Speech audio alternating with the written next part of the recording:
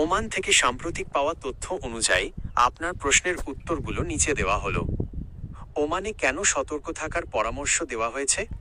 2026 সালের এপ্রিল মাসের আবহাওয়া পূর্বাভাস অনুযায়ী ওমানের আবহাওয়া দপ্তর ওমান মেট অফিস থেকে ভারী বৃষ্টিপাত এবং স্বাভাবিকের চেয়ে বেশি তাপমাত্রার বিষয়ে সতর্কবার্তা দেওয়া হয়েছে।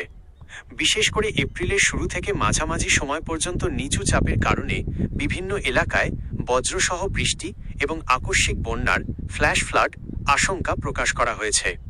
স্থানীয় প্রশাসন প্রবাসীদের অকারণে বাইরে বের না হতে এবং নিচু এলাকা বা পাহাড়ের ঢাল থেকে দূরে থাকতে পরামর্শ দিয়েছে। 2. ওমানের শ্রমিক ভিসা কবে খুলবে?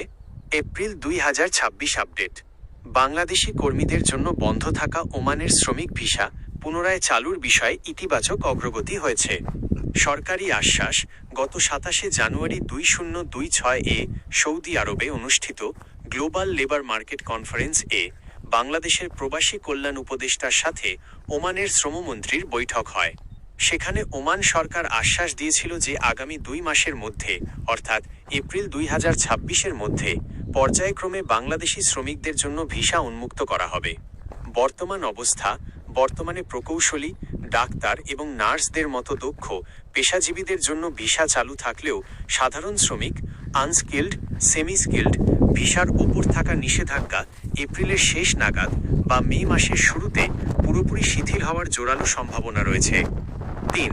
নতুন কিছু নিয়ম অবশ্যই জেনে রাখুন। ওমান সরকার 2026 সাল থেকে শ্রমিক নিয়োগে কিছু কড়াকড়ি আরোপ করেছে। পেশাগত লাইসেন্স, নির্দিষ্ট কিছু কারিগরি পেশার জন্য যেমন ক্রেন অপারেটর, ইলেকট্রিশিয়ান, ফিটার কাজ করার আগে পেশাগত লাইসেন্স থাকা বাধ্যতামূলক করা হয়েছে। এই নিয়মটি পূর্ণাঙ্গভাবে কার্যকর হবে 1 জুন 2026 থেকে। সনদ যাচাই, ভুয়া সার্টিফিকেট রোধে এখন থেকে ভিসা পাওয়ার আগে শিক্ষাগত ও পেশাগত যোগ্যতার সনদ যাচাই ভেরিফিকেশন করা জরুরি। পরামর্শ, ওমানের ভিসা খোলার বিষয়ে কোনো দালালের কথায় কান না দিয়ে বাংলাদেশ প্রবাসী কল্যাণ মন্ত্রণালয় বা ওমানে বাংলাদেশ দূতাবাসের অফিসিয়াল বিজ্ঞপ্তির ওপর নজর রাখুন। সঠিক সময়ে সঠিক তথ্যের জন্য বৈধ রিক্রুটিং এজেন্সির সাথে যোগাযোগ করাই বুদ্ধিমানের কাজ হবে।